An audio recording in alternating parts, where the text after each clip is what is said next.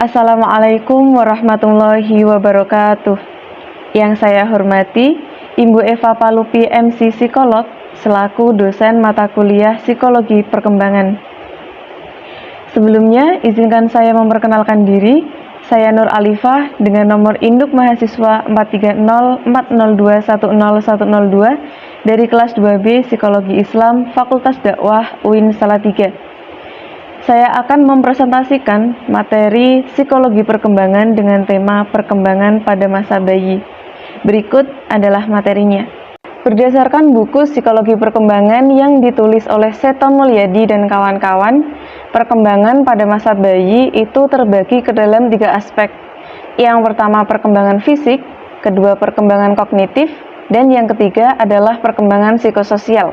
Yuk kita bahas materinya satu persatu. Pembahasan yang pertama, perkembangan fisik pada bayi. Perkembangan fisik pada bayi itu terbagi ke dalam 8 subbab lagi, mulai dari pemeriksaan awal bayi hingga perkembangan motorik pada bayi. 1. Pemeriksaan awal. Kenapa sih kita perlu melakukan pemeriksaan awal kepada bayi yang baru lahir?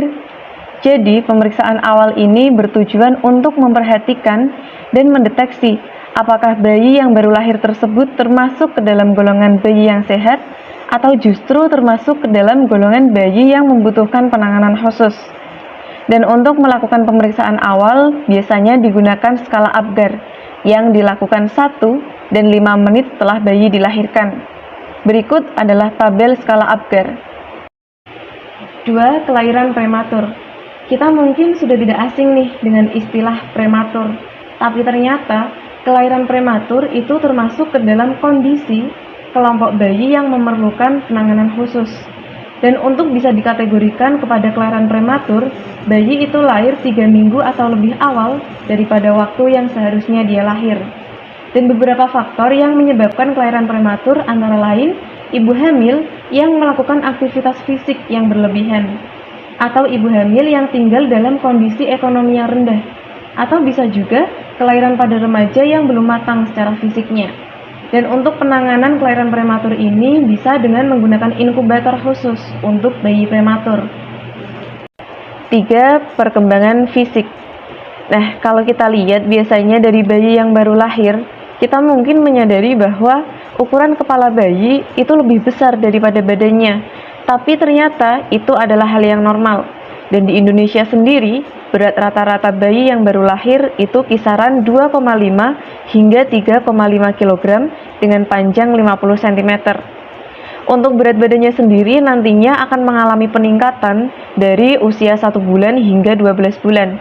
Dan untuk panjangnya rata-rata mengalami peningkatan 2,5 cm setiap bulannya.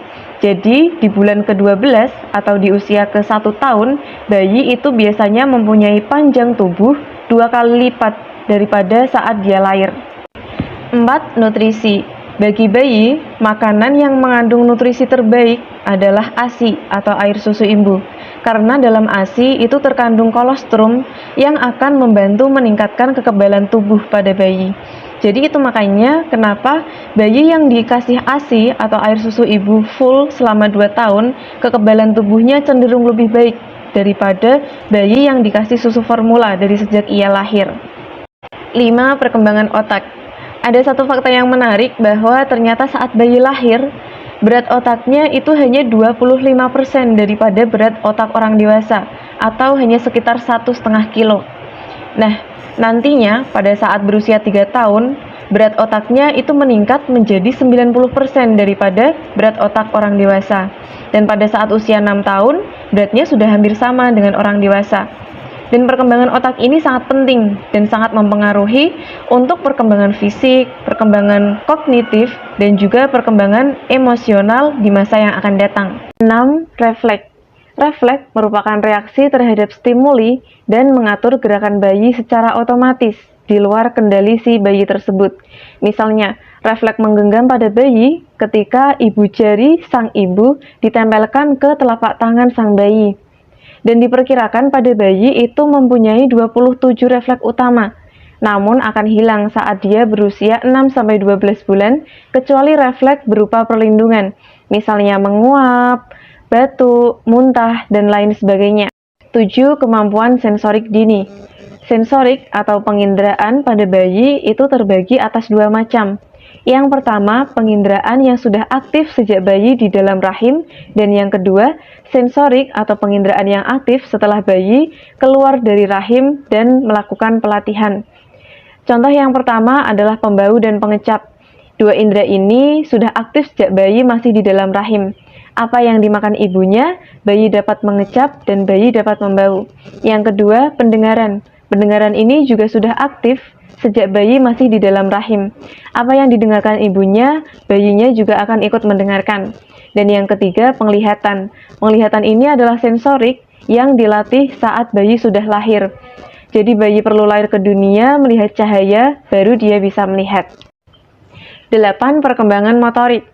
Motorik merupakan bagian dari interaksi antara bayi dengan lingkungannya, misalnya meraih, berjalan, maupun merangkak.